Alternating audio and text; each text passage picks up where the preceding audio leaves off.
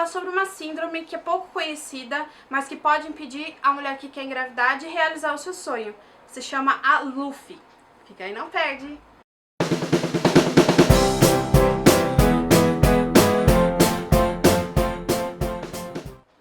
LUFE. O que é LUFE? L-U-F, né? A síndrome da LUFE, L-U-F, é a síndrome do folículo não roto, né? A sigla em inglês, eu vou deixar escrita aqui embaixo para vocês entenderem melhor né, a tradução, a origem dessa sigla, né? A LUFE, vou deixar aqui embaixo escrito aqui.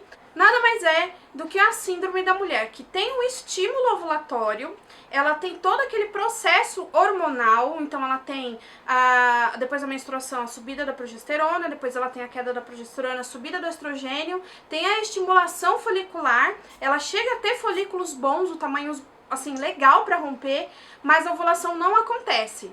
Várias mulheres que têm essa síndrome nem sabem, nem desconfiam que tem essa síndrome, às vezes ficam anos e anos e anos tentando engravidar, não conseguem, justamente porque nem sonham que tem essa síndrome, e a grande maioria dos médicos não fazem questão de levantar essa hipótese, né? Apesar de não ser uma síndrome tão rara de acontecer, há poucos diagnósticos, há poucos meios de fazer o diagnóstico da LUFE. Então eu vou falar um pouco mais sobre como diagnosticar e sobre como tratar a LUFE.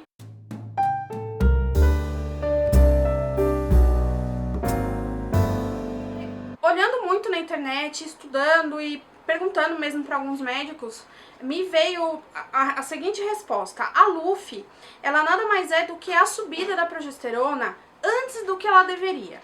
Então ela tem todo aquele ciclo hormonal, então o estrogênio fica ok, todos os outros hormônios ficam ok, o endométrio lindo, maravilhoso para receber o bebezinho quando é implantado. Mas aí o que acontece? A progesterona, ela sobe antes do LH ter o pico, né? Porque, na verdade, o que faz a mulher ovular, ela tem todo aquele processo de amadurecimento do folículo, mas nada adianta se o LH não der aquele pico, né? Então, sabe aqueles testes de ovulação, né? Aqueles testes de ovulação, eles servem exatamente para isso, para captar o pico de LH que a mulher tem no corpo. Após esse pico de LH, a mulher demora de 12 a 48 horas para poder ovular. Na LUFE, esse pico de LH não acontece. Se ele acontece muito baixo, não é suficiente para poder romper o folículo, né, e o óvulo sair e a mulher poder engravidar. O que acontece? A progesterona sobe antes do pico de LH, e esse folículo, teoricamente, ficaria encruado. Então, ele ficaria, assim, preso dentro da casquinha, ali dentro do... O ovário tá aqui, o folículo tá aqui, né? O folículo dominante. Quando a mulher ovula, ele simplesmente abre, o óvulo sai e a trompa capta o óvulo. Na LUFE, isso não acontece. O folículo, ele vai ficar ali. Então, ele pode ser que ele seja absorvido quando a menstruação descer, né? Quando todo aquele ciclo hormonal que a mulher teve terminar, se desfazer, né? Mas também pode acontecer que ele ficar ali por algum tempo até ele se ir embora pro organismo, mas o organismo absorve, tá? Todos aqueles folículos que ficam ali, o organismo absorve, não tem nenhum problema, você não vai ter ovários policísticos por isso. Ovários policísticos são por outros motivos e não pela LUFE. Por que eu tô falando da LUFE agora, hoje? Eu tive um relato de uma leitora que ela tentou por 12 anos engravidar e ela tinha a comprovação de que estava tudo ok, os hormônios dela estavam ok, ela tinha endométrio ok, marido ok. Com 11 anos que ela estava tentando engravidar, o médico sugeriu, vamos fazer uma ultrassonografia para descobrirmos o que está acontecendo, por que você não engravida. Aí que ele foi fazer a ultrassonografia seriada, sem medicamento nenhum, tá, gente? Ele não induziu com medicação, ele não induziu com nada. E simplesmente, o que aconteceu? Ela tinha tudo para ovular e ela não ovulou. O folículo não eclodiu, né? Que é eclodiu que fala.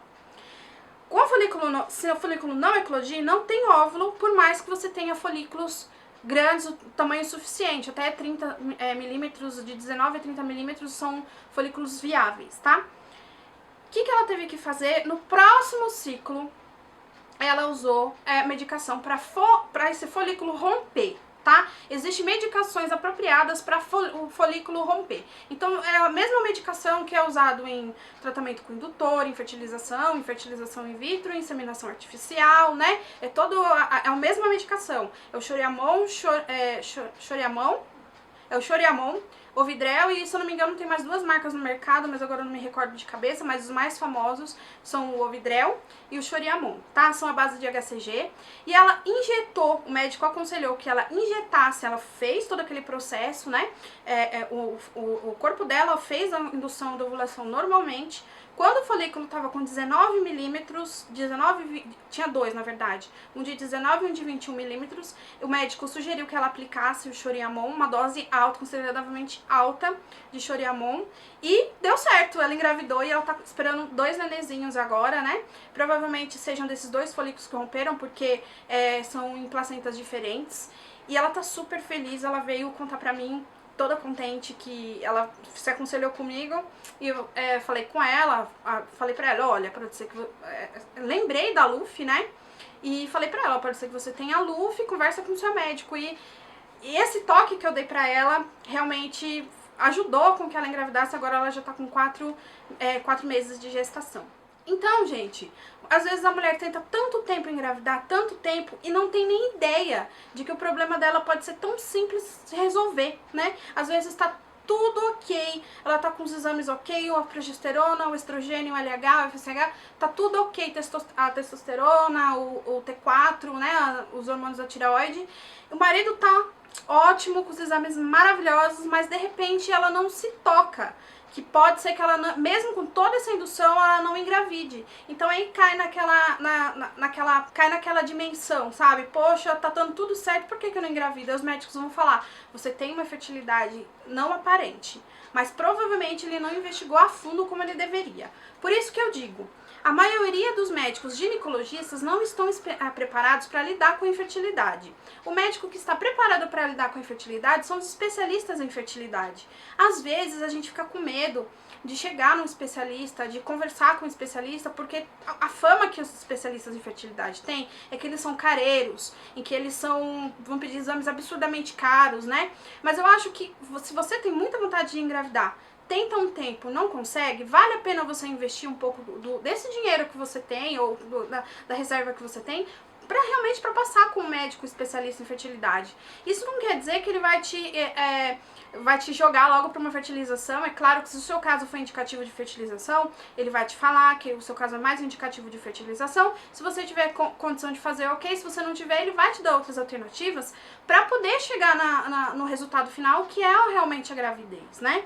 Então vale muito a pena, gente. Olha, de coração, eu tenho visto muitos ginecologistas dar mau conselho para as meninas que estão tentando engravidar. Então, pessoal que tem ovário policístico avançado tomando indutor, que isso, assim, ferra muito mais com o ovário do que vocês imaginam. O indutor, que para quem tem ovário policístico, piora bastante o problema, né? Então tem mistura assim de medicação que não dá muito certo, então não condeno, tá, o médico que faz isso, mas eu particularmente, essa é a minha opinião, a opinião da Patrícia, que clomide com cicloprimogina não é uma boa ideia, porque o cicloprimogina, apesar dele não ser um anticoncepcional, ele é hormonal, mas é um hormônio que ele atropela, né?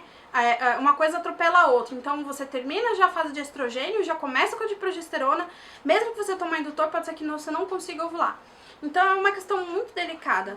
Vale a pena sim conversar com um especialista. Mesmo que se você não tem ideia de fazer uma fertilização, você não tem dinheiro para fazer isso, você não tem dinheiro para fazer inseminação, mas vale a pena conversar com um especialista e tirar logo a LUF de vez do caminho, né? Para diagnosticar a LUF, como eu disse, são exames de ultrassonografia, tá? Dosagem hormonal também vale a pena fazer, sempre, claro, vale a pena fazer dosagem hormonal, dosagem de hormônio, mas também vale muito a pena fazer a ultrassonografia seriada. Se o seu médico suspeita de LUF, se você suspeitar de LUF e colocar essa possibilidade para ele, com certeza ele vai te ajudar. Ultrassonografia seriada para constatar que você ovulou. Como que constata que ovulou pela ultrassonografia? Simplesmente o folículo ele vai modificar. Quando o folículo ele ainda tá lá, ele fica redondinho, bonitinho. Quando ele rompe, ele diminui um pouco de tamanho e ele fica um pouquinho mais murchinho, um pouquinho menor. Então vamos supor que um folículo de 30 milímetros, quando rompe, vai para 18, 20 no máximo, né? Às vezes muito menos que isso. Então, vale a pena sim você conversar com o seu médico e ter um bom acompanhamento médico. Então, a fertilidade depende de Deus, a hora de Deus, mas se Deus colocou os médicos na terra, é que a gente pode usar e usufruir da sabedoria que eles têm, tá bom? Procure um bom médico, uma indicação de uma pessoa de confiança, né? Com certeza você vai se dar bem, tá bom? Espero que vocês tenham entendido sobre a Luffy. Se ficou alguma dúvida, pode deixar aqui embaixo nos comentários. Se você gostou do vídeo, dá aquele joinha para ajudar a Patrícia Trocando Fraldas a passar mais informação sobre maternidade e infertilidade adiante, tá bom? Muito obrigada por assistir. Um super beijo, fique com Deus, até a próxima. Tchau!